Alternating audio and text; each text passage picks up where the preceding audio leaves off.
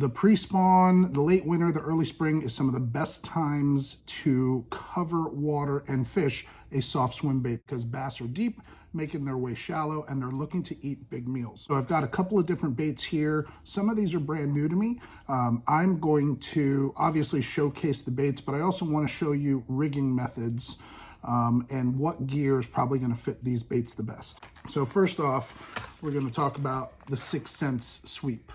This thing is pretty sweet. That color is called Golden Shiner. It says it's a 6-inch bait. It's actually a 5.5-inch bait, but it's got a hook pocket. It's got recessed eyes. It's got 3D fins and 3D scales and gills and a super sick 6 Sense color pattern, which you would expect. Another bait that we've picked up is the 13 Fishing B.A.M.F shad. And I think B.A.M.F stands for big ass mother. Again, it's another soft plastic bait. It's a paddle tail. This guy's a little bit more durable plastic than the 6 Sense. But if you guys have large threadfin herring or gizzard shad in your area, that's a really, really good looking replica. Here's our Swimbait hook box. And I keep my stuff kind of labeled just so it's easier to access. All right, guys, so for this 5.5-inch bait, my automatic default is going to be a 6/0 owner beast hook. This could also be a 6/0 owner flashy swimmer. Now, one of the most important things I'm going to teach you is how to put this beast hook in properly. If you're holding your hook like this, put your bait upside down, go in dead center. The reason why you put your bait in upside down is because by the time you get that spring all the way in there where it needs to be, as far in as it needs to be, which is right there, your hook is in the perfect position. If you start it the other way around, it won't be perfect. Okay, there's our, we can line it up. We can see it's going to be pretty much all the way back to the hook slot. If we open up the belly, we can just see that there's a thin little membrane at the very top, which is what we're going to go through. I'm just going to manipulate this however you need to, so your hook goes through that top membrane of plastic, and it's going to come out the slit at the top. There's a little hook trough up here, if that's what you want to call it, and that's going to hide the point of your hook right there. Right now that bait is completely 100% weedless, and this pocket is going to help hold your weight in there as well. Let's see what that looks like on this big ass mother you know what. Now if I look at this hook slot, I can actually see daylight on the other side.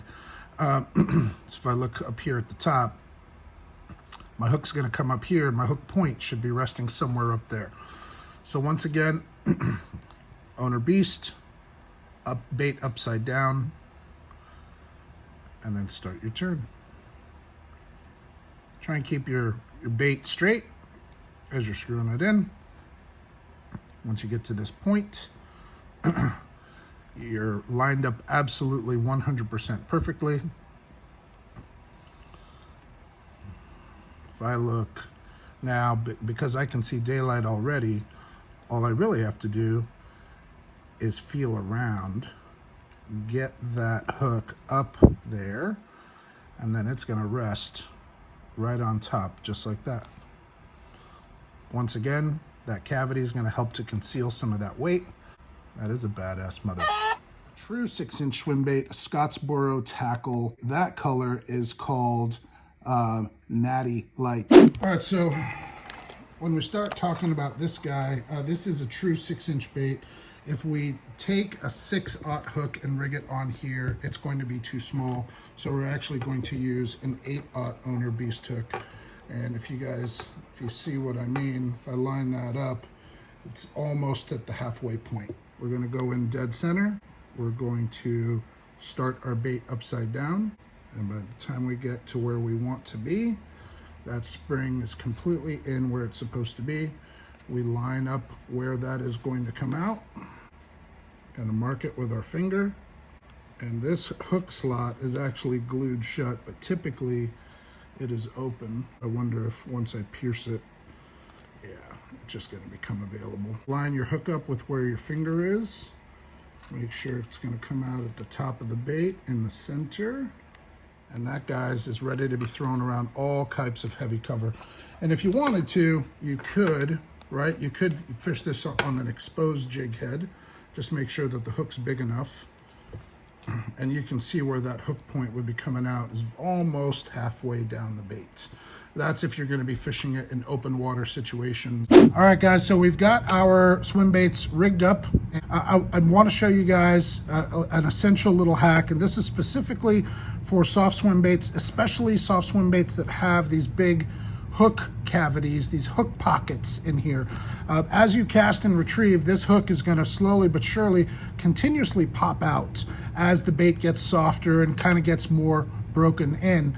There is something that you can do to prevent this, and it involves a toothpick. So I want you guys to get a toothpick. I want you to just cut it in half into 2 pieces, and right where that, you're going to insert this toothpick into the bait. And you're going to, right here under these fins is probably the best spot for it on this one. And then you're just going to cut that off here. And then you're going to cut that off here.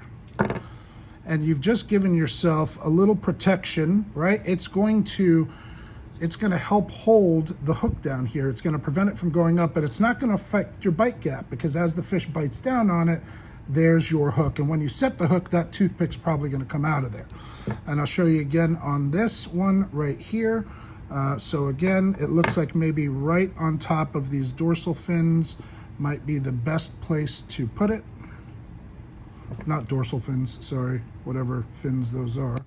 And you just want to cut that off. Cut that off. You can barely even see it. And again, it's going to prevent that hook from being able to be pushed up easy, but when they bite down on it, you still get your bite gap there. Let me know what you guys think about those baits down below. Would you throw them? And if so, which one do you want to throw first? Guys, couple little quick tips. This time of year, you want to try and fish these baits on the lightest weight possible. The slower you can move the bait this time of year, generally the better, because water temperatures are still cold. Make sure that you guys are in a high percentage area. You might be fishing a point on a lake. It might be around some laydowns, or it might be around some submerged timber. Those are all going to be high percentage areas, as long as there is deep water nearby. Deep water is the home of the bass in the winter, and as they make their way up shallow, they're going to look for the easiest area to make their way up to. Cast it out to deep water, bring it up nice and slow. Hopefully this information helps you guys. I'm looking forward to getting out in the water in a couple of months and chasing some big girls for pre-spawn. I'm going to get out of here. Thanks for watching. Talk to you later. See ya.